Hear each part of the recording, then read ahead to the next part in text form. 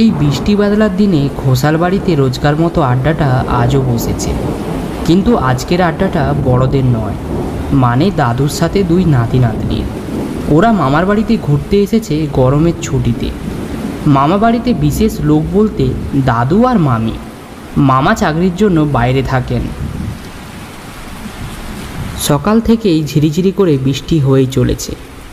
মামি আর মা বাড়ির ভেতরের রান্নাঘরে খিচুড়ি আর গরম গরম বেগুনি ভাজছে। কলকাতায় এমন সময় সন্ধে হলে নীলু মানে নীলাঞ্জনা আর সৌম্য মানে সৌম্যদীপকে পড়তে বসতে হয়।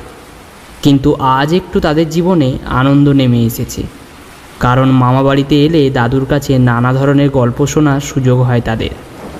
তাই তারা দাদুর কাছে বায়না ধরেছে আজ তাদের একটা গল্প শোনাতে হবে।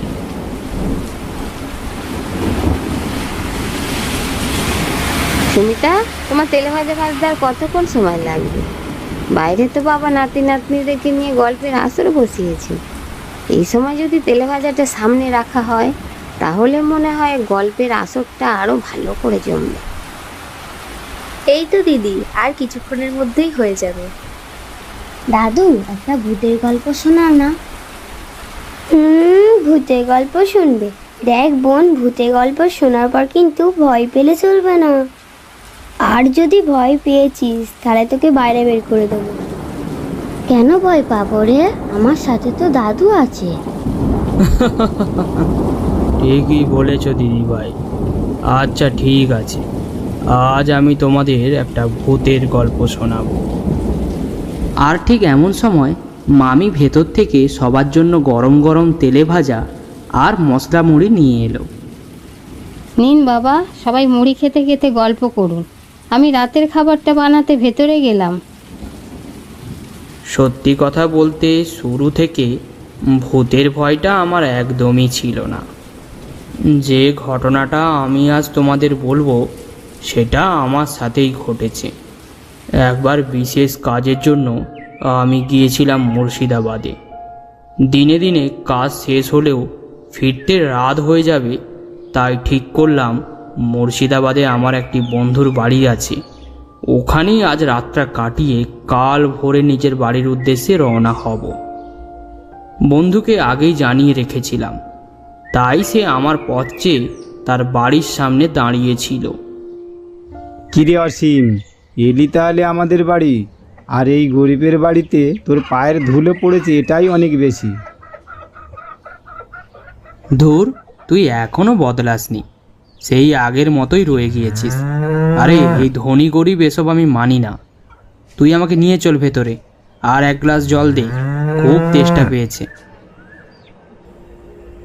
এরপর আমি আমার বন্ধুর সাথে তার বাড়ির ভেতরে প্রবেশ করলাম। দুই বন্ধু খাটের উপর বসে গল্প করছি, এমন সময় বৌদি আমাদের জন্য চা নিয়ে এলো। কই গো ঠাকুরপো, এই নাও একটু চা খাও। হ্যাঁ গো, তুমি ঠাকুরপোর সাথে বসে বসে গল্প করবে নাকি একটু বাজারেও যাবে? সন্ধে হয়ে এলো যে। আরে সে যাবো ওখানে, দাঁড়াও। আগে বন্ধুকে অনেক দিন পরে পেয়েছি, তার সাথে একটু গল্প করব না? এমনটা কি হয়? সে গল্প করো, কিন্তু বাজার থেকে মাংস কিনে নিয়ে এসো ঠাকুরপোর জন্য।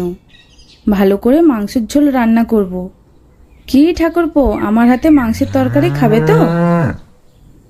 নিশ্চয়ই খাবো বৌদি, তোমার হাতের মাংসর রান্না, আহা হা হা, সেই স্বাদ আমার এখনো জিভে লেগে আছে।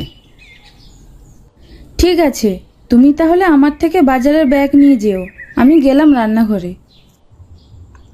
কি রে অসীম, তুই কি যাবি আমার সাথে বাজারে?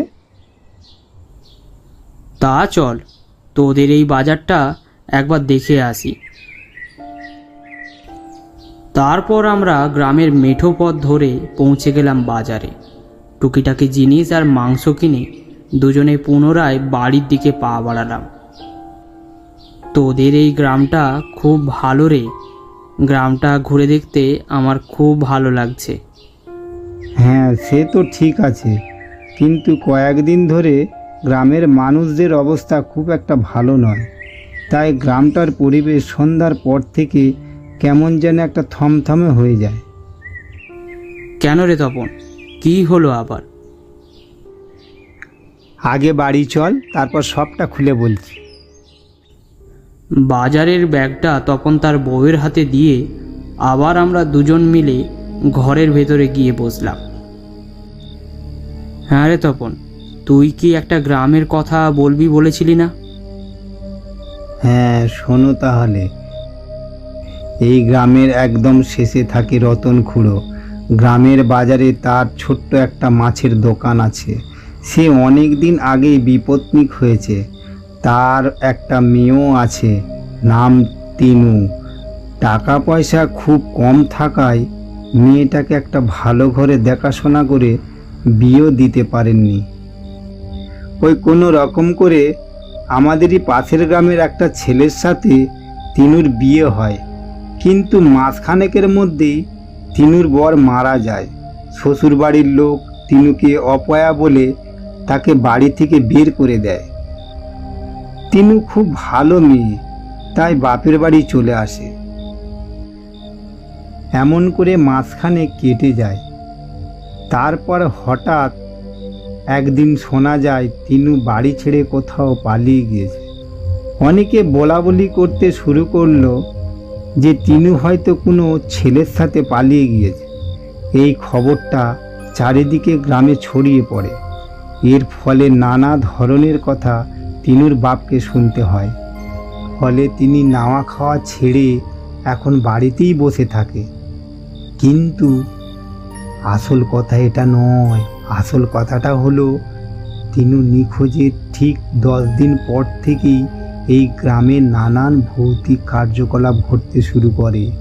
এই যেমন কারোর ঘরে গরু মারা যায়, কারোর ঘরে আগুন লেগে যায়, কিংবা কেউ যদি রাতের বেলায় বাইরে বেরোয় তাহলে সে একটা কান্নার আওয়াজ শুনতে পায়। অনেকে একটা মেয়েকে রাস্তায় ঘুরতেও দেখেছে। অনেকে বলে সে নাকি তিনু। কিন্তু একটা ব্যাপার লক্ষ্য করা গেছে, ওই ঘটনা তাদের সঙ্গেই ঘটেছে বা ঘটে যারা তিনুর বাবাকে অনেক ছোট বড় কথা বলেছে, অসম্মান করেছে। ঘটনাটি শুনতে শুনতে আমার গাটা ছমছম করে উঠল। গ্রামের লোকেরা যে মেয়েটিকে রাস্তায় ঘুরতে দেখেছে, সে কি তাহলে সত্যিই তিনু, নাকি অন্য কেউ?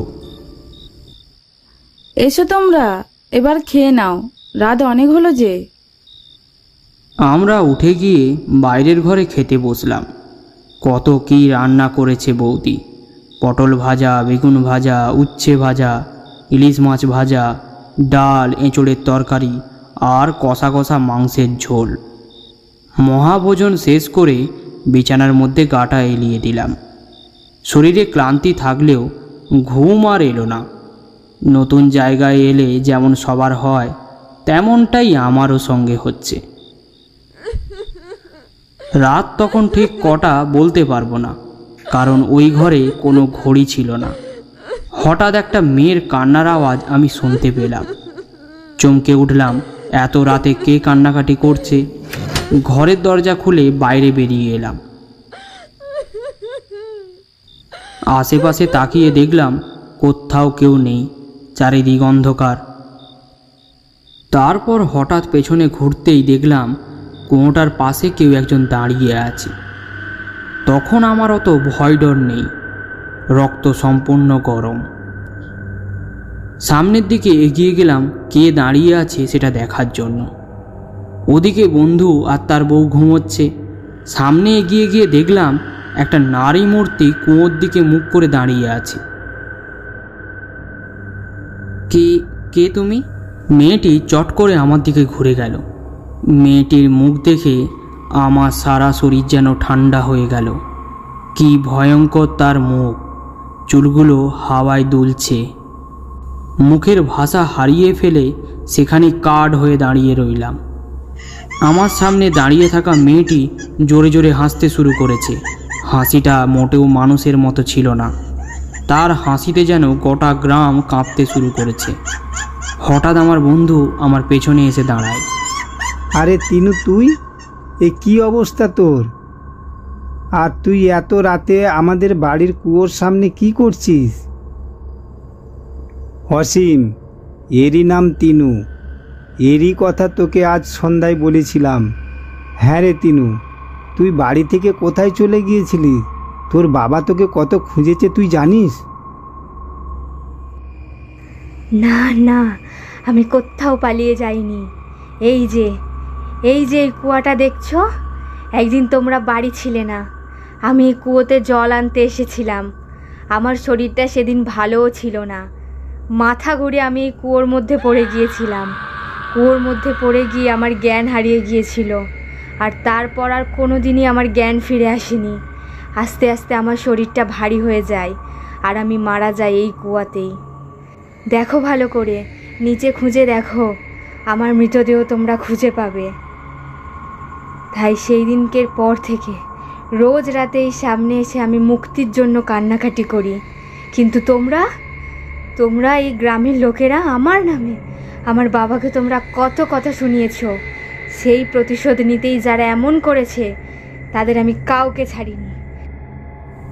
তিনু, আমি তোমাকে কথা দিচ্ছি, তোমার মুক্তির ব্যবস্থা আমি করব, এবং তোমার বাবাকেও এই গ্রামের লোকের অপবাদ থেকে মুক্ত করব। তুমি আর কোনোদিনও এই গ্রামের মানুষের কোনো ক্ষতি করো না। আমার কথা শুনে তিনু আস্তে আস্তে হাওয়ায় মিলিয়ে গেল। পরের দিন সকালে তিনুর মৃতদেহ কুয়া থেকে তুলে তিনুর সৎকার করা হলো, এবং গ্রামের লোকেদেরকে সবটাই জানানো হলো যে সেই দিন তিনুর সাথে কি ঘটেছিল। আর সেই দিন যদি কারো সব থেকে বুক ফেটেছিল, সেটা হলো তিনুর বাবার।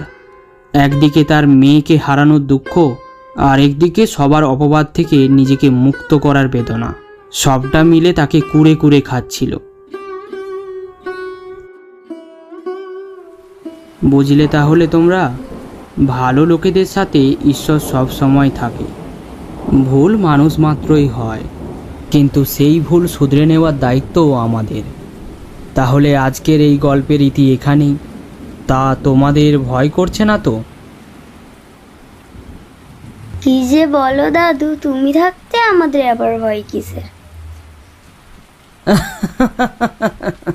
তা বেশ বেশ বেশ, তাহলে চলো গরম গরম খিচুড়ি আর বেগুনি ভাজা খেয়ে ঘুমিয়ে পড়ি। কাল আবার সন্ধ্যের সময় নতুন গল্পের আসর জমানো যাবে।